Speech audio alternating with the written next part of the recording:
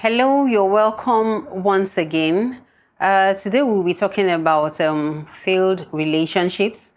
Um, when did it happen? It's actually a question. I want us to pause and ponder about it. Okay, when you see a man and woman get married, it's actually meant to last a lifetime. Okay, now marriages as designed by God is meant to last for a lifetime.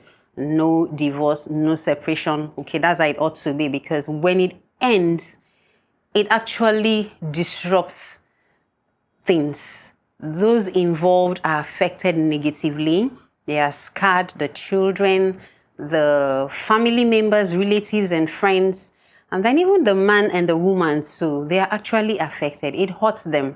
Some are not even able to get back to the original lives. They are mad and scarred in various ways, unable to heal. Okay, so it's actually built to last a lifetime. And then when it ends, people begin to wonder what happened.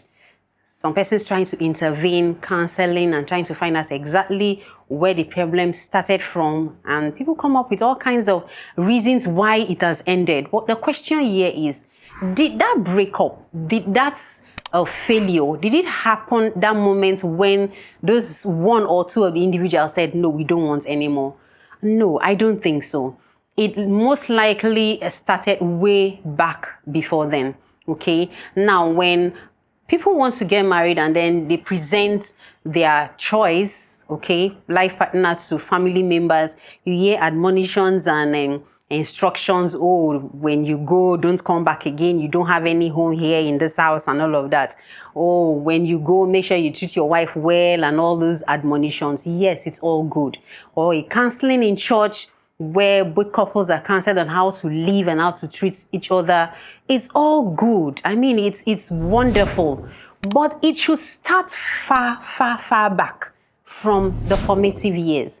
Why? Because an individual lives 50, 60, 100, 120, 150 years, okay?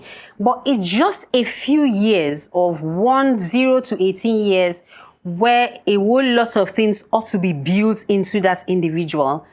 The formative years. For some, they even say from 10 years or so, all the good things that a child values, that a child is supposed to know, are supposed to be put into that child, okay? The child ought to be trained, and those things ought to be inculcated from 0 to 7, 0 to 10 years and all of that, okay? So it means that those early years when that individual is born, is important that whatever values you need to instill in them, whatever ideas, whatever instructions regarding marriage, regarding values, regarding that institution called marriage, that is so important, okay, they ought to be built into that individual from the formative years, okay?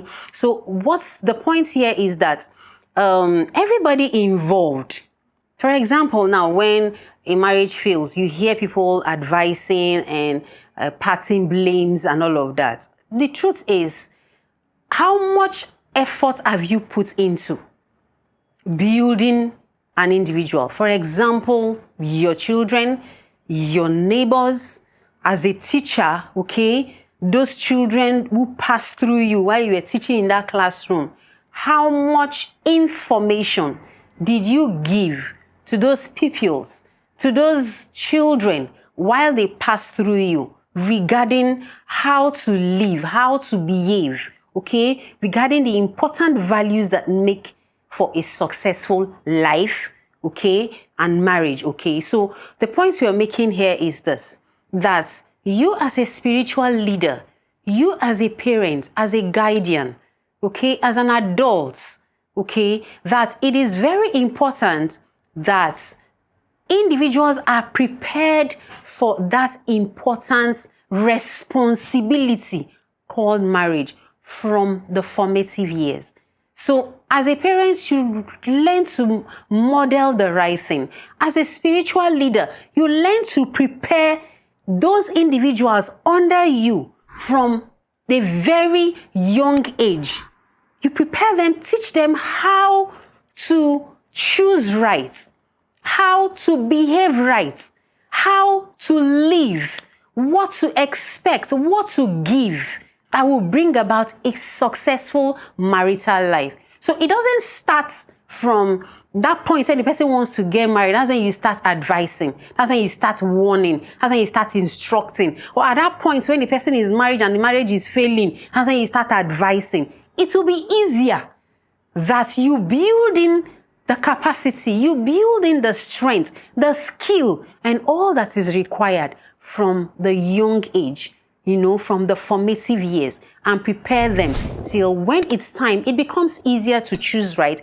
It becomes easier to live right. It becomes easier to give rights, to behave right when they come into that institution called marriage. So the failure didn't start from when that individual said, I don't want any more, I'm tired, or I'm walking away. No.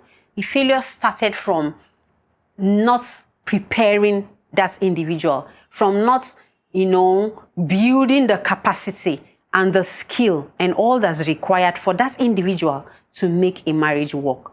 So it's our collective responsibility in the society. They say children are not raised by individuals alone, but collectively by the community.